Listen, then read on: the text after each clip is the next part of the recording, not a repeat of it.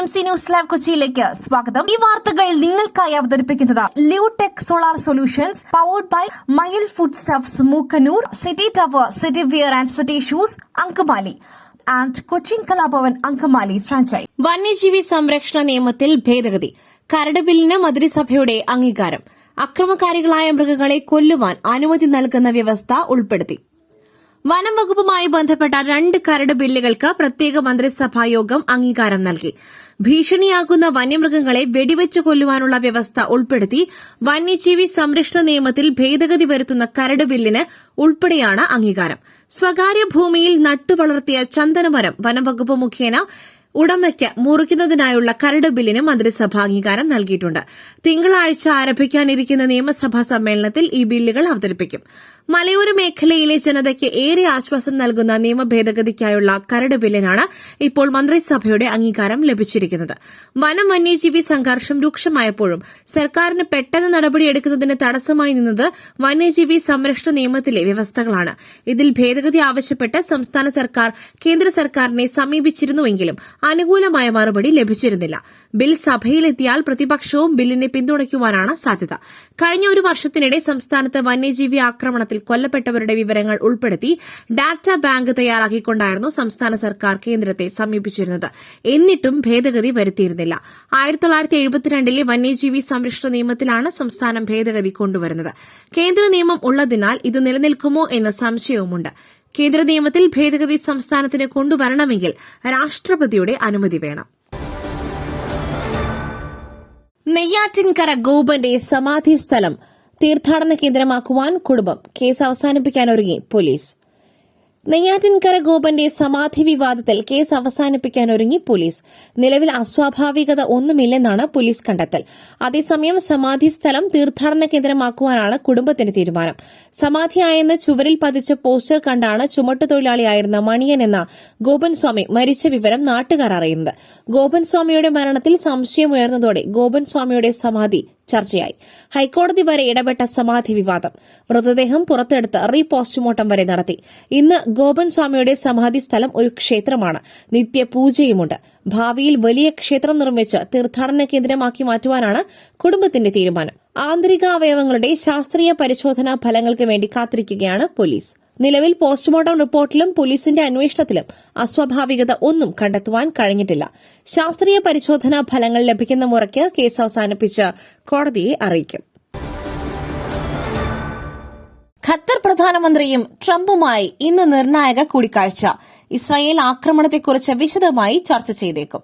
ദോഹയിലെ Israel ആക്രമണത്തിന് പിന്നാലെ Qatar പ്രധാനമന്ത്രി ഷെയ്ഖ് മുഹമ്മദ് ബിൻ അബ്ദുൾ റഹ്മാൻ അൽ താനിയുമായി US പ്രസിഡന്റ് ഡൊണാൾഡ് ട്രംപ് ഇന്ന് കൂടിക്കാഴ്ച നടത്തും. ഇസ്രായേൽ ആക്രമണത്തെ ട്രംപ് എതിർക്കുന്നുവെന്ന് സൂചനകൾ പുറത്തുവന്നതിന് പിന്നാലെയാണ് ഏറെ നിർണായകമായ ഈ കൂടിക്കാഴ്ച. വാഷിംഗ്ടണിൽ നടക്കുന്ന അത്താഴ വിരുന്നിലാണ് ഇരു നേതാക്കളും കൂടിക്കാഴ്ച നടത്തുന്നത്. പശ്ചിമേഷ്യൻ പ്രതിനിധി സ്റ്റീവ് വിറ്റ്കോഫും വിരുന്നിൽ പങ്കെടുക്കും. US ഖത്തർ സുരക്ഷാ കരാറിന്റെ സാധ്യതയെക്കുറിച്ചാകും ഇരു നേതാക്കളും ചർച്ച ചെയ്യുക എന്നാണ് വിവരം.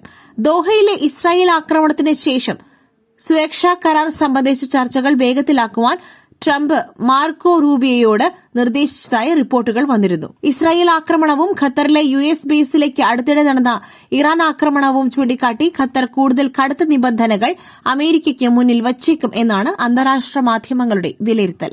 ഗസയിലെ വെടിനിർത്തലിനായുള്ള ഖത്തറിന്റെ മധ്യസ്ഥ ശ്രമങ്ങളെ ഇസ്രായേലിന്റെ ആക്രമണം ബാധിച്ചിട്ടില്ലെന്ന് ട്രംപ് പ്രഖ്യാപിച്ചിരുന്നു. എന്നാൽ മധ്യസ്ഥ ശ്രമങ്ങൾ അവസാനിച്ചു എന്നായിരുന്നു ആക്രമണശേഷമുള്ള ഖത്തറിന്റെ പ്രതികരണം. ഇക്കാര്യം ഉൾപ്പെടെ ഇന്നത്തെ കൂടിക്കാഴ്ചയിൽ ചർച്ചയാകുവാനാണ് സാധ്യത. US സന്ദർശനത്തിനെത്തിയ അൽത്താനി വൈറ്റ് ഹൌസിൽ വൈസ് പ്രസിഡന്റ് JD വാൻസുമായും സ്റ്റേറ്റ് സെക്രട്ടറി മാർക്കോ റൂബിയോയുമായും കൂടിക്കാഴ്ച നടത്തി. ഖത്തറിലേക്കുള്ള ഇസ്രായേൽ ആക്രമണത്തിന് ശേഷമുള്ള ട്രംപ് അൽത്താനി കൂടിക്കാഴ്ചയ്ക്ക് ഏറെ പ്രാധാന്യമുണ്ട്. മാർക്കോ റൂബിയോ വരുന്ന ദിവസങ്ങളിൽ ഇസ്രായേൽ സന്ദർശിക്കുമെന്നും റിപ്പോർട്ടുകളുണ്ട്.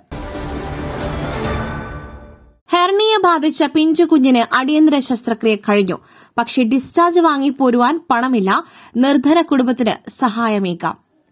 മാസം തികയാതെ ശാരീരിക പ്രശ്നങ്ങളുമായി പിറന്ന പിഞ്ചുകുഞ്ഞ് സുമനസ്സുകളുടെ സഹായം തേടുന്നു. ഹെർണിയ ബാധിച്ച കുഞ്ഞിന്റെ ശസ്ത്രക്രിയ പൂർത്തിയായെങ്കിലും ആശുപത്രിയിൽ നിന്നും ഡിസ്ചാർജ് വാങ്ങിപ്പോരുവാൻ പണമില്ലാത്തതാണ് കുടുംബത്തെ വലയ്ക്കുന്നത്. 1,55,000 രൂപ കൂടി കിട്ടിയാൽ മാത്രമേ കുഞ്ഞിനെ വീട്ടിലേക്ക് കൊണ്ടുപോകുവാൻ കഴിയൂ. ഇന്നാണ് ആശുപത്രി അധികൃതർ ഡിസ്ചാർജ് പറഞ്ഞിരിക്കുന്നത്. മാസം തികയാതെ പിറന്നതിന്റെ ശാരീരിക ബുദ്ധിമുട്ടുകൾക്കൊപ്പം ഹെർണിയ രോഗവും കൂടി ആയതോടെ 3 മാസം മാത്രം പ്രായമുള്ള ഈ പിഞ്ചുകുഞ്ഞ് അനുഭവിക്കാത്ത വേദനയില്ല. മണിയിട്ട് നീർക്കുഴി സ്വദേശികളായ അപർണയുടെയും പ്രശാന്തിന്റെയും കുഞ്ഞിനാണ് ദുരവസ്ഥ. കുട്ടിയുടെ ഗുരുതരാവസ്ഥ പരിഗണിച്ച് എറണാകുളം മെഡിക്കൽ സെന്ററിൽ അടിയന്തര സർജറി നടത്തി. ഡ്രൈവറായി ജോലി നോക്കുന്ന രാജേഷിന് ലഭിക്കുന്ന ദിവസ വരുമാനം ഉപയോഗിച്ച് സർജറിക്ക് ചിലവായ മുഴുവൻ തുകയും അടയ്ക്കുവാൻ നിവൃത്തിയില്ല. 3 മാസം മാത്രം പ്രായമുള്ള ഈ പിഞ്ചുകുഞ്ഞിന് ആശുപത്രിയിൽ നിന്നും വീട്ടിലേക്ക് പോകണമെങ്കിൽ സുമനസ്സുകളുടെ സഹായം കൂടിയേ തീരൂ. സംസാരിക്കുന്നതിന് മുൻപ് അനുമതി തേടൂ. രാഹുൽ ഗാന്ധിയും UP മന്ത്രിയും തമ്മിൽ വാക്പോര്. രാഹുൽ ഗാന്ധിയും ഉത്തർപ്രദേശ് മന്ത്രി ദിനേശ് പ്രതാപ് സിംഗും തമ്മിൽ വാക്പോര്. റായ്ബറേലിയിൽ രാഹുൽ വിളിച്ച കേന്ദ്ര പദ്ധതികളുടെ ഉന്നതതല അവലോകന യോഗത്തിലാണ് ഏറ്റുമുട്ടൽ. അംഗങ്ങൾ സംസാരിക്കുന്നതിന് മുൻപ് ചെയറിന്റെ അനുമതി തേടണമെന്ന് ദിനേശ് പ്രതാപ് സിംഗിനോട് പറഞ്ഞതിനെ തുടർന്ന് ആണ് വാഗ്വാദം. കലക്ടറേറ്റിലെ ബച്ചത് ഭവനിൽ നടന്ന ജില്ലാ വികസന ഏകോപന നിരീക്ഷണ സമിതി യോഗത്തിനിടെയാണ് സംഭവം. പ്രസംഗിക്കുന്നതിന് മുൻപ് അനുവാദം തേടണമെന്ന് രാഹുൽ ഗാന്ധി ദിനേശ് പ്രതാപ് സിംഗിനോട് നിർദ്ദേശിച്ചതോടെയാണ് തർക്കം ആരംഭിച്ചത്. സെപ്റ്റംബർ 10 മുതൽ 11 വരെ രാഹുൽ ഗാന്ധി മണ്ഡലത്തിൽ 2 ദിവസത്തെ സന്ദർശനം നടത്തുന്നതിനിടെയാണ് യോഗത്തിൽ പങ്കെടുക്കുവാൻ എത്തിയത്. ഇതിനിടെയാണ് മന്ത്രിയുമായി വാക്പോരുണ്ടായത്. ഈ യോഗത്തിന് നേതൃത്വം നൽകുന്നത് ഞാനാണ്. നിങ്ങൾക്ക് എന്തെങ്കിലും പറയാനുണ്ടെങ്കിൽ ആദ്യം ചോദിക്കൂ. അതിനുശേഷം ഞാൻ നിങ്ങൾക്ക് സംസാരിക്കുവാൻ അവസരം നൽകാമെന്ന് യോഗത്തിനിടെ മന്ത്രിയോട് രാഹുൽ ഗാന്ധി പറഞ്ഞു. എന്നാൽ ലോക്സഭാ സ്പീക്കർ പറയുന്നത് അംഗീകരിക്കാത്ത രാഹുൽ ഗാന്ധി പറയുന്നത് എന്തിനാണ് താൻ സ്വീകരിക്കേണ്ടതെന്ന് ദിനേശ് പ്രതാപ് സിംഗ് ചോദിച്ചു. തുടർന്നായിരുന്നു തർക്കം ഉണ്ടായത്. പുട്ട് രുചികരമാവണമെങ്കിൽ മയിലിന്റെ പുട്ടുപൊടി തന്നെ വേണം. അതിന് ചെമ്പാപ്പുട്ടാണെങ്കിലും അങ്ങനെ തന്നെ. മയിൽ റൈസ് ആൻഡ് ഫുഡ് പ്രൊഡക്ട്സ്, ശ്രേഷ്ഠം സമ്പുഷ്ടം. കൺസ്യൂമർ ഫെഡിൽ വൻ ക്രമക്കേട്. സാധനങ്ങൾ വാങ്ങുന്നതിലും മദ്യം വാങ്ങുന്നതിലും കോടികളുടെ നഷ്ടം. കൺസ്യൂമർ ഫെഡിൽ കോടികളുടെ കൊള്ള തെളിയിക്കുന്ന അന്വേഷണ റിപ്പോർട്ട്. സാധനങ്ങൾ വാങ്ങുന്നതിലും മദ്യം വാങ്ങുന്നതിലും 2005-2015 കാലയളവിൽ നടന്നത് കോടികളുടെ ക്രമക്കേടാണ്. മുൻ MD, പ്രസിഡന്റ്, ഭരണസമിതി ജീവനക്കാർ എന്നിവർക്ക് ക്രമക്കേടിൽ പങ്കാളിത്തമുണ്ടെന്നും റിപ്പോർട്ടിൽ പരാമർശമുണ്ട്. 3020 കോടി രൂപയുടെ നിത്യോപയോഗ സാധനങ്ങൾ വാങ്ങിയതിൽ 388.68 കോടി രൂപയാണ് നഷ്ടമായത്. 4729 കോടി രൂപയുടെ ക്രമവിരുദ്ധ വിദേശ മദ്യം വാങ്ങലിൽ 2004-2005 കാലത്ത് മാത്രം 10 കോടി രൂപയുടെ നഷ്ടമുണ്ടായി. വാഹനങ്ങൾ, നിർമ്മാണ അറ്റകുറ്റപ്പണികൾ, ഫ്ലോട്ടിംഗ്, ത്രിവേണി പർച്ചേസ് എന്നിവയിലും ക്രമക്കേടെന്ന് കണ്ടെത്തൽ. കമ്പ്യൂട്ടറൈസേഷൻ, സർക്കാർ പരസ്യ ഫണ്ട് ദുരുപയോഗം ചെയ്തത് തുടങ്ങിയ ഇനങ്ങളിൽ 7500 കോടി രൂപയിലധികം രൂപയുടെ ഇടപാടിൽ വൻ പ്രവർത്തന നഷ്ടമുണ്ടായി. സർക്കാർ ധനസഹായം വക മാറ്റി ചെലവഴിക്കൽ ഉൾപ്പെടെയുള്ള ഇനങ്ങളിൽ 595.52 കോടി രൂപയുടെ നഷ്ടമുണ്ടായെന്നും അന്വേഷണ റിപ്പോർട്ടിൽ പറയുന്നു. നഷ്ടം ഉത്തരവാദിത്വം കണ്ടെത്തുവാൻ സഹകരണ നിയമത്തിലെ 68 വകുപ്പ് അനുസരിച്ചുള്ള അന്വേഷണം വേണമെന്ന് ശുപാർശ ചെയ്തു. സഹകരണ സംഘം ജോയിന്റ് രജിസ്ട്രാർ A. ബിന്ദുവിനാണ് അന്വേഷണ ചുമതല. 14 പേരടങ്ങുന്ന ഉദ്യോഗസ്ഥരെയും ഇതിനായി നിയോഗിച്ചു. കഴിഞ്ഞ 1-ാം തീയതിയാണ് ക്രമക്കേട് സ്ഥിരീകരിക്കുന്ന ഉത്തരവ് ഇറങ്ങിയത്. കൺസ്യൂമർ ഫെഡിന്റെ എല്ലാ യൂണിറ്റുകളുടെയും നിലവിലെ പൊതുപ്രവർത്തനവും അന്വേഷണ പരിധിയിൽ വരും. 3 മാസത്തിനകം അന്വേഷണം പൂർത്തിയാക്കി റിപ്പോർട്ട് സമർപ്പിക്കണമെന്ന് സഹകരണ സംഘം registrar doctor D. Sajith Babu IASന്റെ ഉത്തരവ്. കാന്താര 2 പ്രദർശന വിലക്ക് പിൻവലിച്ച ഫിയോക്. ചിത്രം ഒക്ടോബർ 2 തന്നെ കേരളത്തിൽ റിലീസ് ചെയ്യും. ഹോംപാലെ ഫിലിംസിന്റെ കാന്താര സിനിമയുടെ 2ാം ഭാഗം കേരളത്തിൽ ഒക്ടോബർ 2 തന്നെ പ്രദർശിപ്പിക്കും. സംസ്ഥാനത്ത് സിനിമ പ്രദർശിപ്പിക്കില്ലെന്ന തീരുമാനം തിയേറ്റർ ഉടമകളുടെ സംഘടനയായ ഫിയോക് പിൻവലിച്ചു.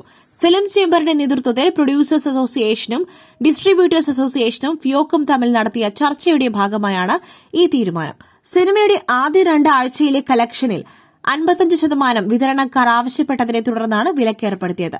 എന്നാൽ ആദ്യത്തെ 2 ആഴ്ച ഹോൾഡ് ഓവർ ഇല്ലാതെ 55%വും രണ്ടാമത്തെ ആഴ്ചയിൽ 50% വീതവും വിതരണക്കാർക്ക് നൽകാമെന്ന് ധാരണയിലെത്തി.